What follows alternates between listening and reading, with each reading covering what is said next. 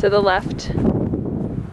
There you go, put your poles in front. Feel the hardness again.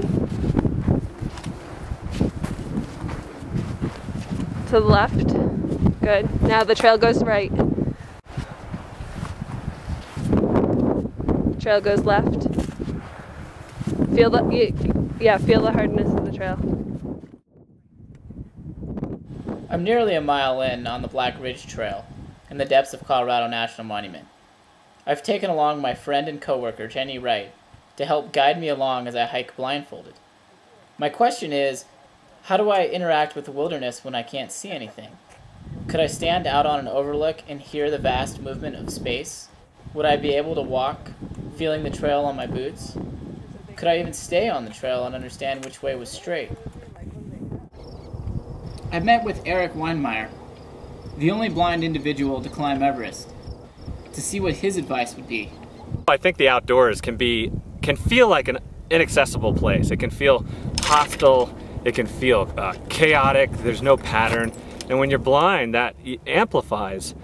It was that chaotic reality, amplified by the fact that I couldn't see, that was really the hard part at the beginning. Hiking, I was forced to make millions of minute adjustments. But think about it. I couldn't just take a step, moving left or right to miss a rock because I saw it. But instead I'd have to prod, feel the trail with the poles, adjust, step, wait to hit something, and then continue. I can hear this big amount of space in front of me. That's really, for a blind person, it's a very beautiful, vast, kind of a scary feel of just sound moving through space across this whole big valley. Jenny says if I walk 10 feet to the left or the right, I'm going to die. It's just too windy. I stop.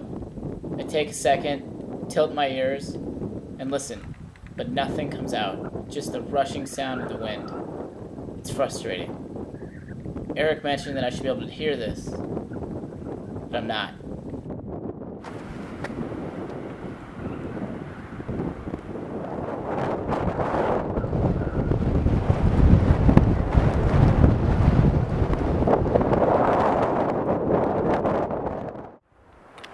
It was amazing how well I could feel the trail, and yet how poorly I executed my steps.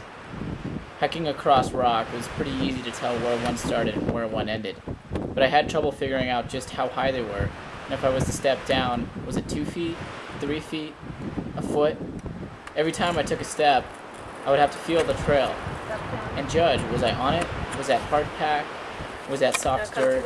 Is this a double track?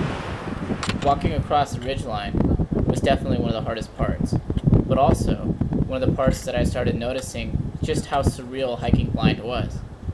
You see, everything in front of me was what mattered. It didn't matter getting across, it was more just the next step. One wrong step and I was going to eat it. A couple wrong steps to the left or the right and I was going off. Over the 36 hours I was blind, I covered just about 8 miles of trail. It took quite a while. The biggest realization came when I was crossing a fence post. You see, backpacking with sight, I would traditionally get wrapped up in what was in front of me. I would look ahead and see a 2,000-foot peak that I needed to climb. Suddenly, I might become a bit tired. The trail would become a little bit more rocky. I might start smelling my BO. My other senses would be heightened by the fact that I could see. But blind, that all disappeared. What mattered was executing the next step, making sure I cleared the next obstacle. It's when I realized then that hiking blind was about hiking in the moment. I might not be able to see the overlook. I sure could feel the trail. I had a harder time smelling things with the wind, but I was able to focus on the task at hand. One foot in front of the other, slowly, executing a steady line that was hopefully on trail.